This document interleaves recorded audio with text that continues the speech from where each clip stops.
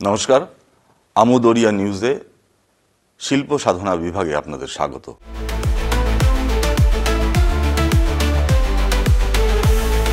আমুদরিয়া news, voice of the marginal. আজকে আমরা যে শিল্পীকে, যে সাহিত্যিককে, যে কবিকে আপনাদের সামনে তুলে আনছি, তার জন্ম পশ্চিমবঙ্গের একটা উত্তাল সময়ে কোচবিহার জেলার তুফানগঞ্জ থেকে অনেকটা ভেতরে ভানুকুমারী গ্রামে। কবিকে নিয়ে আজকে আমরা বসেছিলাম। প্রবল বামপন্থী মনোভাবের এই লেখক, সাহিত্যিক, কবি আজিজুল হক। আজিজুলের সাথে আমরা আজকে বেশ খানিকটা সময় কাটাবো। সাহিত্য, শিল্প, রাজনীতি, বিদ্রোহ, বিপ্লব, দ্রোহ সব কিছু মিলেমিশে তার আজকে কথা আমরা শুনব। চলুন। মিছিলগুলো বড্ড নির্লজ্জ। মেয়েটা তখন দাস ব্রাদার্স মোড়ে দাঁড়িয়ে, কিছুটা উদ্ভ্রান্ত, উস্কো খুস্কো এলেমেলো। কয়েক জোড়া চোখ তখন মেয়েটির দিকে, তার গতিবিধির উপর যেন নজরদারি। অবশ্য সে চোখের ভাষাও একটু অন্যরকম। মেয়েটা কিছু যেন একটা খুঁজছে, চোখে মুখে একটা অপ্রশস্তির ছাপ স্পষ্ট। এগিয়ে যাবে ভেবেই ট্রাফিক মোড়ে দাঁড়ানো পুলিশকে কিছু জিজ্ঞেস করতেই এড়িয়ে গেলেন তিনি। অথচ কয়েক জোড়া চোখ তাড়া করছে মেয়েটিকে। রাত এখন অনেক গভীর। মেয়েটার গোঙানির শব্দ ভেসে আসছে সাগর দিঘির চৌহদ্দির কোনায়। অস্পষ্ট যন্ত্রণার এক নির্লজ্জ আতঙ্ক। কয়েক জোড়া চোখের পৈশাচিক দম্ভ আর মেয়েটার দুটুকরো মাংসপিণ্ড, এ লড়াইয়ে সামিল দাস ব্রাদার্স মোড়ের ট্রাফিক বাবুটিও। মেয়েটা তখনও দুর্গা হয়ে ওঠেনি। ওর হাতে কোনো দেবতা তুলে দেয়নি ত্রিশূল কিংবা সুদর্শন চক্র। মন্দিরে বাজেনি তখন কোনো শঙ্খধ্বনি। হিরণ্যগর্ভ মন্দিরের পুরোহিত তখন ভোরের ঘণ্টা ধ্বনি সেরে বেরিয়ে আসছিলেন নতুন ভোরের সন্ধানে। ভাতৃদ্বিতীয়ার দিনগুলো নিছক উৎসব বটে। মসজিদের আজানের সুরে তখন ভেসে আসছিল মুয়াজ্জিনের মাসোহারা মাইনের আকুতি। মেয়েটা তখনও বীভৎস যন্ত্রণায় সাগর দিঘির লাল বাড়ির সামনে। এমজিএন এর ফিমেল ওয়ার্ডের 4 নম্বর পেশেন্টার খবর সে তখন আর জানে না। ওষুধ কিনতে সে একটু সাহায্যের হাত পেতে দাঁড়ানো মেয়েটি তখন শহরে আতঙ্ক উদ্ভ্রান্ত। চামড়ায় ভাসছে রক্তের দাগ। আমাদের সভ্যতার রহস্যগুলো দাস ব্রাদার্স মোড়ের ট্রাফিক পয়েন্টটা এখন অনেকটাই নিস্তব্ধ আর নীরব। হয়তো একটু পরেই শুরু হবে সেখানে মিছিলের পদধ্বনি। Amudariya news, voice of the marginal. তুমি তো আগে চেনোই ভালো করেই। বিষয়টা হচ্ছে কুচবিহার জেলার একেবারে প্রত্যন্ত গ্রাম, আসাম সংলগ্ন গ্রাম ভানুকুমারী। ভানুকুমারীতে আমার জন্ম। বাবা যেহেতু শিক্ষক ছিলেন এবং আমাদেরকে ওই এলাকার জোরদার বলা হতো এক সময়। এখন সময়ের যেটা নিয়ম সেই জায়গাটা তো নেই। তা শিক্ষা জায়গাটা আমাদের পরিবারে ছিল। সেখান থেকেই বক্সিরহাট হাই স্কুলে উচ্চ মাধ্যমিক পাশ করার পর আলিপুরদুয়ার কলেজ, তারপর উত্তরবঙ্গ বিশ্ববিদ্যালয়, এর মধ্য দিয়েই শিক্ষার পাঠ্যক্রম চুকিয়ে শেষে কলকাতা বিশ্ববিদ্যালয়, তারপর চাকরি কুচবিহার বিবেকানন্দ বিদ্যাপীঠে। শিক্ষার পাঠ্যক্রমটা এইভাবেই সম্পন্ন হলো। এখনো শিক্ষকতার সঙ্গে যুক্ত আছি। নিজের সবচেয়ে সেরাটা ছাত্রদের দেওয়ার চেষ্টা করি। তুমি হঠাৎ করে, আমি তুমিই বললাম, অবশ্যই তুমি হঠাৎ করে শিল্প, সাহিত্য, কাব্য এর মধ্যে তুমি কিভাবে এলে? দেখো, বিষয়টা হচ্ছে কি, ছোটবেলা থেকে বাড়িতে না একটা রাজনৈতিক পরিবেশ ছিল। বাবাকে দেখতাম ছোটবেলা থেকে বামপন্থী আন্দোলনের সঙ্গে যুক্ত। সুতরাং বামপন্থার যে ধারাটা খুব ছোটবেলা থেকে আমার ভিতরে প্রভাবিত। এবং এটা নির্দ্বিধায় বলতে চাই যে ভারতীয় গণনাট্য সংঘ সেই সময় ছাত্র অবস্থায়, তুমি বুঝতেই পারো, এবং student federation of India, SFI, এই যে রক্ত ছড়ানো কথা, স্বাধীনতা, গণতন্ত্র, সমাজতন্ত্র, একটা মুক্তির স্বপ্ন। এবং সেই জন্যই তোমার লেখায় বা কবিতার মধ্যে সবসময় একটা প্রেম আছে। তোমার কবিতায় অসম্ভব প্রেম, এবং এই জন্যই তোমাকে উত্তরের নজরুল বলেন অনেকে। কিন্তু বিদ্রোহটাও অসাধারণ। হ্যাঁ, সেই জায়গা থেকে মনে হয়েছে যে সমাজটার পরিবর্তন দরকার। কিন্তু ক্রমাগত যে দিনগুলো আমরা অতিবাহিত করে আসলাম, সেই জায়গাটা এসে মনে হলো যে বামপন্থার আদর্শের কোথাও একটা দৈন্যতা চলছে। এই দৈন্যতা থেকে যে আদর্শগুলো লক্ষ্যে, অভিষ্ট লক্ষ্যে পৌঁছানো সম্ভব, আমার মনে হয় সেটা একটা বাধা হয়ে দাঁড়িয়েছে। আজকে পশ্চিমবাংলার বামপন্থার যে চেহারা, গোটা ভারতে শুধু নয়, গোটা পৃথিবীতে তুমি বলতে পারো, সেই চেহারাটা কোথাও যেন একটা ধাক্কা খেয়েছে। এই বামপন্থার যে অবনয়ন, আমি সংসদীয় গণতন্ত্রের ক্ষেত্রে বলছি, সংসদীয় গণতন্ত্র, বামপন্থার অবনয়ন সংসদীয় গণতন্ত্রের ক্ষেত্রে আর কি। অর্থাৎ তারা কোনো তারা কোনো প্রশাসনের দায়িত্বে আসতে পারছেন না দীর্ঘ 11 সনের পর থেকে, পশ্চিমবঙ্গে 2011 সনের পর থেকে। এইটা কি তোমাকে কোনো রকম ভাবে খুব আঘাত করে? না, বিষয়টা এইভাবে কখনো ভাবি না। এই কারণে ভাবি না যে বামপন্থা একটা আদর্শ। এই আদর্শ মানে এটা নয় তোমাকে ক্ষমতায় আসতেই হবে, তবে ক্ষমতার চৌহদ্দিতে যারা বিরাজ করেন আপাতত তাদেরকে বামপন্থার আদর্শ দ্বারা প্রভাবিত করে মানুষের জন্য কাজ করাতে হবে। এটাই হচ্ছে বামপন্থার, আমার মনে হয় এই সময়টা খুব দরকার। সেই জায়গাটায় বামপন্থীরা এই কাজটা করুক আদর্শগতভাবে, এটাই চাই। তাহলে কি তুমি এটা স্বীকার করছো যে তোমার লেখার মধ্যে, তোমার উচ্চারণের মধ্যে, তোমার কবিতার মধ্যে, কাব্যের মধ্যে বামপন্থার একটা প্রচন্ড ছাপ আছে? না, বিষয়টা আদর্শগত বামপন্থা হিসাবে বিচার করলে ভুল হবে। এই কারণে বলবো, মানুষের জন্য, মানুষের জন্য এই আদর্শবোধ, এই দর্শনবোধ থেকেই কবিতা লিখতে আসা। তোমাকে বলে রাখা ভালো, আমি কিন্তু প্রথম কবিতা দিয়ে আমার আত্মপ্রকাশ ঘটেনি। আমার আত্মপ্রকাশ ঘটেছে প্রবন্ধ দিয়েই। সেটা কোথায়? এবং 2003 সালের সম্ভবত 2রা ফেব্রুয়ারি উত্তরবঙ্গ সংবাদে আমার একটা উপসম্পাদকীয় বিভাগে বড় একটা কলাম প্রকাশিত হয়। বলতে সেই জায়গা থেকে আমি লেখনটা আরো বেশি বেশি করে উদ্বুদ্ধ হই, উৎসাহিত হই। তারপর কবিতায় এলাম সত্যিকারের কথা বলতে, সেই মানুষটাকে নিয়ে, যে রবীন্দ্রনাথ নয়, তিনি সুকান্ত ভট্টাচার্যের হাত ধরে আমার কবিতায় আগমন। মানে হাত ধরে মানে এটা নয় সুকান্ত ভট্টাচার্যের সঙ্গে আমার সাক্ষাৎ, তা তো আর নয়। এই সুকান্ত ভট্টাচার্যের একটা কবিতা প্রিয়তমাশু আমাকে দারুণভাবে উদ্বুদ্ধ করলো।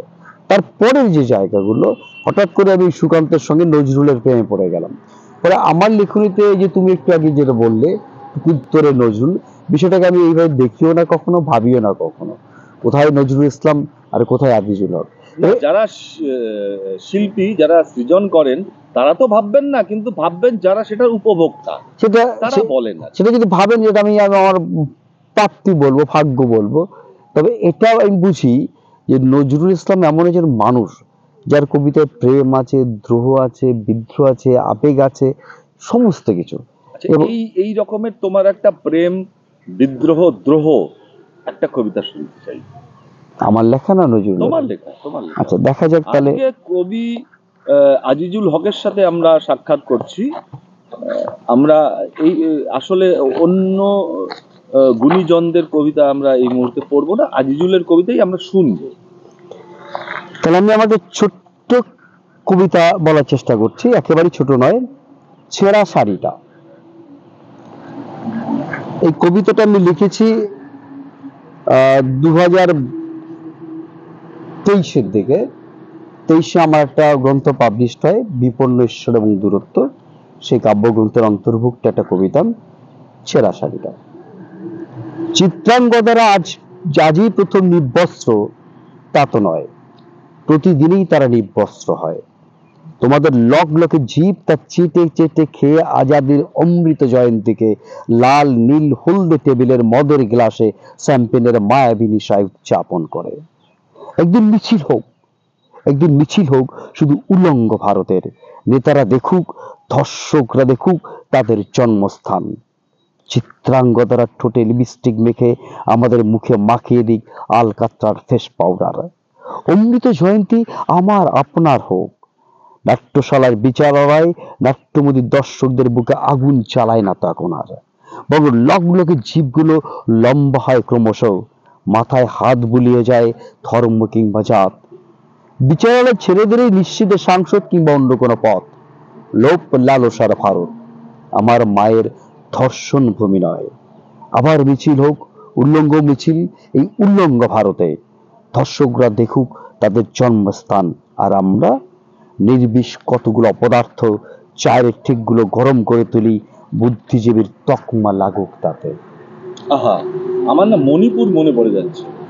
মণিপুরের তো তুমিও জানো, যেহেতু তুমি একদম রাজনৈতিকভাবে খুব সচেতন, এটা আমরা সবাই জানি। আজিজুল হক, প্রিয় দর্শক শ্রোতা বন্ধুরা, আমি এটা বলছি যে আজিজুল হক হচ্ছে রাজনৈতিকভাবে প্রবল সচেতন একজন মানুষ, এবং তিনি যখন কলম ধরেন তখন কিন্তু চারপাশের রাজনৈতিক বিষয়গুলো তার তার প্রেমে, তার বিদ্রোহে, তার দ্রোহে উঠে আসে। এবং এই কবিতাটার মধ্যে আমার মনে হয় যে আপনারা যারা দর্শক শ্রোতৃ বন্ধু যারা আছেন, তারা হয়তো এক সময়কার না, এখনো মণিপুরকে খুঁজে পাবেন। সেখানেও কিন্তু উলঙ্গ মিছিল হয়েছিল। যাই হোক, সে কথা আপনারা সবাই জানেন। তুমি মনে হয় তোমার কবিতা প্রবলভাবে রাজনৈতিক কবিতা? দেখো, তোমার এই প্রশ্নটা না খুব আমাকে ভাবায় এই কারণেই যে কবিতা আমার মনে হয় যদি রাজনীতি তাতে লেগে থাকে, লাগুক না। সেই রাজনীতির কথা যদি মানুষের জন্য কেউ বলে এবং সেটা কবিতার ভাষায়, সেটা আমার তো মনে হয় যে এই রাজনীতির উত্তরণ ঘটছে। রাজনীতি আজকে যেটা আমরা দেখছি আমাদের চোখের সামনে দুর্বৃত্তায়ন দিয়ে ভর্তি, সেখান থেকে যদি কবিতার ভাষায় রাজনীতি মানুষের জন্য কথা বলে, এটা তো আমি বলবো রাজনীতির উত্তরণ ঘটছে কবিতার মধ্য দিয়ে। সেক্ষেত্রে কেউ যদি রাজনৈতিক বলতেছে আমার কবিতাকে, আমার কোনো আপত্তি নেই। একদম। এবং আমি ব্যক্তিগতভাবে তোমার কবিতার মধ্যে কিন্তু একটা বিশেষ গুরুত্ব, যেটা মানে বিশেষ গুরুত্বপূর্ণ চিন্তন, সেটা হচ্ছে যে তোমার কবিতা না রিসাইট করা যায়, এবং যিনি রিসাইট করবেন, যিনি আবৃত্তি করবেন তোমার কবিতা, তিনি তার শরীরে, তার রক্তের মধ্যেও তোমার কবিতার বিভিন্ন বিষয়গুলো প্রবাহিত হতে দেখবেন, এবং সত্যিকারেরই মস্তিষ্ক এবং রক্ত তোমার কবিতা পড়লে এবং উচ্চারণ করলে গরম হয়ে যায়। এইটাই কি তুমি চাও যে তোমার কবিতা আরো অনেকে পড়ুন, আমি একটা কথা বলি, এটা আমার ভাবতে কখনো কখনো গর্ব হয় যে ছোট্ট কুচবিহার শহর থেকে, অবশ্যই রাজার শহর, আমাদের ভালোবাসার শহর, এখান থেকে কবিতা লিখে আমি যখন ইউটিউবে সার্চ করি আজিজুল হকের কবিতা, দাদা আমি ভীষণ গর্বিত হই, তোমাদের ভালোবাসায় আমি আপ্লুত হই। শুধু পশ্চিমবঙ্গ নয়, পশ্চিমবাংলার বাইরেও, আমাদের দেশের বাইরেও, বাংলাদেশ, কানাডা এবং ইউএসএতে প্রীতু আহমেদ বলে এমন কিছু মানুষের আমি ভিডিও পেয়েছি যাদের কণ্ঠে আমার কবিতাগুলো আবৃত্তি হয়েছে, এবং আমি অত্যন্ত আনন্দিত। এই যে ভিডিওগুলো আমরা পেয়েছি ইউটিউব, ফেসবুক থেকে, সেগুলোকে আমি ডাউনলোড করে আমি ওই ভিডিওগুলোর একটা কি বলবো ওটাকে কোলাজ করে আমি একটা অ্যালবাম করবার চেষ্টা করছি। খুব দ্রুত আমি অ্যালবামটা করব। প্রায় 100 খানেক বাচিক শিল্পীকে আমি পেয়েছি যাদের কণ্ঠে আমার কবিতা আবৃত্তি হয়েছে। এটা আমার মনে, আমার পাশাপাশি তোমারও গর্বের ব্যাপার। ছোটবেলা থেকে তুমি আমার সঙ্গে আমাকে দেখেছো, আমি খুব উল্লসিত। কুচবিহারে আরো অনেক কবি আছেন, আমিও চাই তাদের কবিতাও আবৃত্তি হোক, হ্যাঁ, কিন্তু তারা কতটা পেয়েছে জানি না, কিন্তু আমি এখানটায় অত্যন্ত যে বাচিক শিল্পীদের হৃদয়ে আমি স্পর্শ করতে পেরেছি। Amudariya news, voice of the marginal. আজিজুলকে এবারে আমার যেটা প্রশ্ন, সেটা হচ্ছে তোমার কবিতা তো আছেই, এই কবিতার বাইরে বাংলা ভাষার, অর্থাৎ ত্রিপুরার হতে পারে, বাংলাদেশের হতে পারে, ঝাড়খণ্ডের বাংলা কবিতা হতে পারে, ভারতবর্ষের যে কোনো খানকার বাংলা কবিতা হতে পারে, এদের মধ্যে তোমাকে খুব স্পর্শ করে কারা?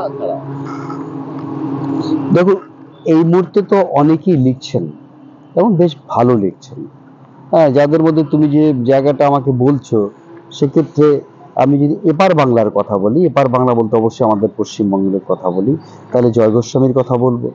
তার কবিতা আমাকে স্পর্শ করে।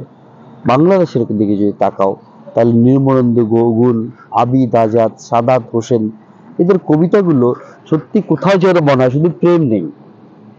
আমি একটা জিনিস মনে করি, প্রেমের কবিতা দিয়ে তুমি সমাজ পরিবর্তনের কথা কতটা বলতে পারবে এটা প্রশ্ন চিহ্ন, কিন্তু প্রেমটাকে যদি সমাজের পরিবর্তনের সঙ্গে গুলিয়ে ফেলতে পারো, গুলিয়ে এগিয়ে দিতে পারো, তাহলে কিন্তু একটা সমাজে বৈপ্লবিক ধ্যান ধারণার জন্ম তুমি দিতে পারো। না, তোমার কবিতার মধ্যে তো প্রেম, এবং দেখো প্রেমটা কিন্তু এক প্রকারের বিদ্রোহ, মানে মানবী প্রেম। তুমি কি এটা মানো কি আমি জানি না, প্রেম বিদ্রোহ আমি এই কারণেই বললাম। প্রথম প্রেমের বিদ্রোহটা শুরু হয় কিন্তু পরিবার থেকে, বাবা মাকে উপেক্ষা করে। একদম, বাবা মাকে উপেক্ষা করে বাবা মা প্রথমে বলেন যে না প্রেম করলে পারে, ইত্যাদি ইত্যাদি নানান রকম বলেন, হ্যাঁ, বাধা আসে, বাধা এবং আসে। এটাও কিন্তু বিদ্রোহ। একটা অবশ্যই ছেলে হোক বিদ্রোহ। বা একটা মেয়ের হোক, সে কিন্তু আরেকটি ছেলে বা আরেকটি মেয়ের জন্য তার জন্মদাত্রীকে ছেড়ে চলে যেতে পারে শুধু প্রেমের জন্য, তাদের কথা না শুনে। এটাও তো এক প্রকারের বিদ্রোহ। এই যে, এবং এই বিদ্রোহটাই কিন্তু সমাজে ছড়ায়, এবং তারপর কিন্তু সেই বিদ্রোহটা অন্য রকমের একটা রাজনৈতিক প্রক্রিয়া শুরু হয়। তোমার কি তাই মনে হয়? আমার কথাটা হচ্ছে, তুমি যেখান থেকে শুরু করেছো বিদ্রোহ, আমি চাইছি এই বিদ্রোহটাই বিপ্লবের উপরে রূপান্তরিত হোক। কারণ বিদ্রোহ আর বিপ্লব কখনো এক নয়। বিপ্লব হচ্ছে একটা আমূল পরিবর্তন, যে আমূল পরিবর্তন কখনো বিদ্রোহ করতে পারে না। এই প্রেমের কবিতাগুলো বা বিদ্রোহের কবিতাগুলোর মধ্য দিয়ে যখন তুমি সমাজ বদলের একটা দুর্দান্ত আদর্শ চিন্তাধারার প্রকাশ ঘটাতে পারো, তখন সেটা বিপ্লবের রূপ নিতে পারে। না, আমি একটা তোমার সাথে এই জায়গাটা একটু ডিফার করছি। মানে বিপ্লব মানে আচ্ছা, এই পৃথিবীতে অ্যাকর্ডিং টু মার্কস চিরস্থায়ী বলে তো কিছু হয় না। না, চিরস্থায়ী বলে কিছু হয় না, সবসময় ডাইলেকট্রিক্যাল। ডাইলেক্ট। ফলে বিপ্লবটা কিন্তু একসময় আবার একটা বিদ্রোহের মধ্যে গিয়ে ঢুকবে। ফলে ছোট ছোট বিদ্রোহগুলোই কিন্তু আমাদের নতুন একটা সময় তৈরি করে। তোমার কি মনে হয়? না, তোমার কথাটা রাইট। বিপ্লবের যদি কখনো পরিসমাপ্তি ঘটে, তোমাকে এটা ভাবতেই হবে, তাহলে বিপ্লব কোথাও না কোথাও তার আদর্শচ্যুত হয়েছে। তার যে পরিবর্তন, সেই পরিবর্তনটা যদি নিম্নমুখী হয়, তাহলে সেটা বিপ্লব আর হচ্ছে না, বিপ্লব থাকছে না। কিন্তু সেই পরিবর্তনটা, বিপ্লবের ধরনটাকে পাল্টে যদি তুমি এগিয়ে যাও, মার্ক্সের ভাষায়, সেটা বিপ্লব। তাহলে তুমি কি মনে করো তোমার কবিতার মধ্যে, আমি কবিতাতেই ফিরে আসছি, আমি কারণ তোমার সাথে এই আলোচনাটা খুব রাজনৈতিক আলোচনা না, কিন্তু যেহেতু আমরা রাজনৈতিক জীব,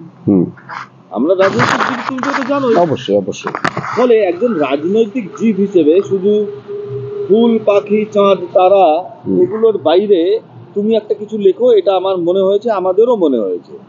এবং এই বিদ্রোহটা এই বর্তমান সময়ে কেন, যে কোনো সময় খুব গুরুত্বপূর্ণ সমাজ পরিবর্তনের জন্য। তুমি যেটা বললে, তোমার কি মনে হয় যে তোমার কবিতার মধ্যে প্রেমের থেকে বিদ্রোহের, মানে প্রেমের বসন্ত থেকে বিদ্রোহের চৈত্রটাই বেশি আসে?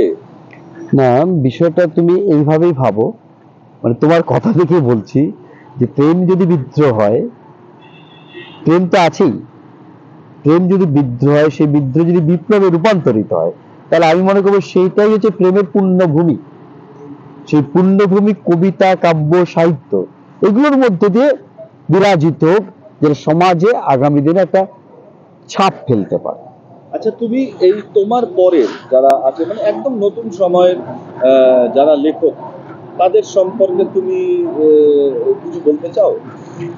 তুমি যদি আমার পরের কথাটা বলো, তোমার অনেক পরের কথা, তাহলে অবশ্যই সন্তানের সমান যারা, অবশ্যই আমি কুচবিহারের একজনের কথা বলি, তার কবিতা আমার খুব ভালো লাগে, সেটা হচ্ছে নীলাদ্রি দেব। ভালো লিখছেন, এগিয়ে চলছে অনেকটাই।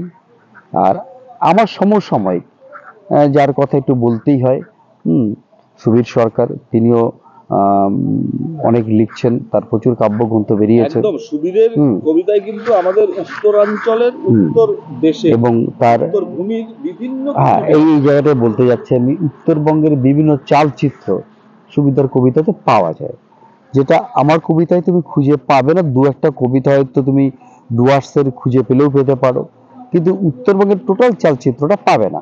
এরা তো সবাই কিন্তু একরকম হবে না, এটা এরা তো আছেই। তারপরে পশ্চিমবঙ্গের আয়োজনের নাম বলবো আমি, বিশিষ্ট গল্পকার আফসার আহমেদ, দারুণ লিখছেন ইদানিং। আবার নজরুলকে নিয়ে বিভিন্ন গবেষণামূলক গ্রন্থ লিখছেন আসানসোলে ভদ্রলোক গিয়াসউদ্দিন দালাল। এগুলো না একটা প্রভাব ফেলে মানুষের মধ্যে, আমার মানুষ জগতে। এদের লেখা যেমন আমি পড়ি বা এদের লেখা থেকে অনেক কিছু শিখি। না, আমি তোমাকে বলছি যে ধরো তোমার সন্তান সমান যে সমস্ত ছেলে মেয়েরা যারা এই মুহূর্তে লিখতে আসছেন বা লেখা শুরু করেছেন, তাদেরকে তুমি তোমার অভিজ্ঞতা কিছু শেয়ার করতে চাও?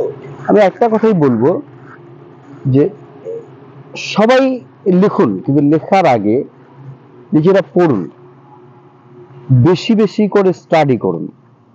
দেখবেন হয়তো প্রথম লেখাটা লেখাই হলো না, আমাদেরও হয়েছে, বা এখনকার লেখাগুলো অনেকের কাছে লেখা মনেও নাও হতে পারে, কিন্তু কেউ তোমার লেখা ভালোবাসলো না, কেউ লেখা তোমার ক্রিটিসাইজ করলো না, তার মানে এটা নয় তুমি লিখছো না, তুমি হারিয়ে যাচ্ছ। নেভার। জীবনানন্দকে তার জীবিতকালে কেউ মনে রাখেনি, তার মৃত্যুর পর তার লেখার গুরুত্ব বেড়েছে, আর এখন তাকে নিয়ে আমরা চর্চা করছি। সেটাই আমি নতুনদের বলবো, কে কি বললো, কে কি ভাবলো, সেটা ভাববার দরকার নেই, লিখুন। তবে হ্যাঁ, একটা কথাই বলবো, মৌলিকত্বটা বজায় রেখে লিখুন। না, মৌলিকত্ব কিন্তু তখনই আসে যখন সে অনেকটা জানবে, এবং না জেনে সে যদি লেখা শুরু করে তাহলে কিন্তু তার মৌলিকত্ব আমি সেটাই তো বললাম, একদমই স্টাডি। এবং এই যে তুমি যেটা প্রসঙ্গ তুললে যে জীবিতাবস্থায় অনেকেই সম্মান পাননি বা পরিচিত হননি, ইভেন সত্যি তো, তুমি নজরুলের কথাই ভাবো, তার বিদ্রোহী কবিতা নিয়ে ব্যঙ্গ করা হয়েছে, সজনীকান্ত সেন পাল্টা কবিতা লিখেছে আমি ব্যাং, আমার লম্বা দুটো ঠ্যাং। তাতে কি নজরুলের মহিমা, নজরুলের সে কমেছে? না না, একদমই না। কাজে আমাকে বা আপনাকে যারা আগামী দিনে লিখতে আসছে তাদেরকে একটাই বলবো, কে কি ভাবলো কোনো ভাববার বিষয় না, সেটা আপনার, আপনি নিজের কাজটা করে যান। তবে আমি একটাই বলবো যে নিজের মৌলিকত্বটাকে বজায় রেখে লিখুন। একদমই তাই। ধন্যবাদ তোমাকে, অজস্র ধন্যবাদ। আমোদরিয়া নিউজকে তুমি এতটা সময় দিলে, তোমার এই ব্যস্ত জীবন, রাজনৈতিক জীবন, কাব্যের জীবন এবং সাংগঠনিক জীবন, ধন্যবাদ, সমস্ত কিছু মিলে একটা বিরাট ব্যাপার। Thank you. আমোদরিয়াকেও আমার অনেক অনেক শুভেচ্ছা, ধন্যবাদ যে আমাকে এই জায়গাটা করে দেওয়ার জন্য। আচ্ছা, তুমি তোমার যে যে বইগুলো, এটা আমরা একটু মিস করেছি, তোমার বইগুলো একটু তার কভার পেজটা দেখিয়ে তুমি বইয়ের সন আর নামটা একটু বলে দাও। হ্যাঁ, আমার এই যে বইটা মুখ ঢাকি লজ্জায়, এটা প্রথম প্রকাশ হয় 2010 সালে, এটা দ্বিতীয় সংস্করণ প্রকাশিত হচ্ছে 2023 সালে, 22 সালে। আর আমার দ্বিতীয় কাব্যগ্রন্থ হচ্ছে মানুষটা আমার থাক, প্রচুর বিক্রি হয়েছে বইটা, যে আমি নিজেও ভাবতে পারিনি। এই বইটা আমার 2023-এ পাবলিশড হয়েছে। মানে এখন যদি কিনতে চান কেউ তোমার এই বইগুলো, তাহলে কোথায় পেতে পারে? তাহলে বিভিন্ন স্টল আছে, বা আমার ফোন নাম্বারও কন্ট্যাক্ট করতে পারে। ফ্লিপকার্ট বা অ্যামাজনে পাওয়া যায় কি? না, এখন আমি সেটা দেইনি, ওখানে নানান রকম শর্ত থাকে। আর এই বইটাও আমি তৃতীয় কাব্যগ্রন্থ, নেটফোরিং থেকে পাবলিশড হয়েছে, যার হঠাৎ করে কদর বেড়ে গেছে। নেটফোরিং এর পাবলিশার্স আমাকে ফোন করেছে বইগুলো কপি করবে, তুমি করতেই পারো। বিপন্নৈশ্বর এবং দূরত্ব এবং চতুর্থ কিছু বেরোচ্ছে হাল আমলে আগামী 2025-এর জানুয়ারি কলকাতা বই মেলায় আমার আর একটা কাব্যগ্রন্থ প্রকাশিত হচ্ছে, কিছু লাশের জন্ম হয় যেভাবে, বঙ্গ সাহিত্য কুঠিরের থেকে এই কাব্যগ্রন্থ প্রকাশিত হবে। আমি খুব আশাবাদী আমার এই কবিতাটাও এর আগের কাব্যগ্রন্থগুলোর মতো মানুষের মনে নাড়া দেবে। না, তুমি ফ্লিপকার্ট বা যে সমস্ত এই অনলাইন পারচেজ, এটা তো ডিপেন্ড করে প্রকাশনী সংস্থার উপর, তারা কোথায় দিচ্ছে না দিচ্ছে। নেটফোরিং এখনো সেই জায়গাটা জানি, এবং বঙ্গ সাহিত্য প্রকাশনী তাদের নিজস্ব ওয়েবসাইট আছে, সেখানে এই বইগুলো পাবে। ঠিক, থ্যাংক ইউ, ধন্যবাদ তোমাকে আবার। ধন্যবাদ।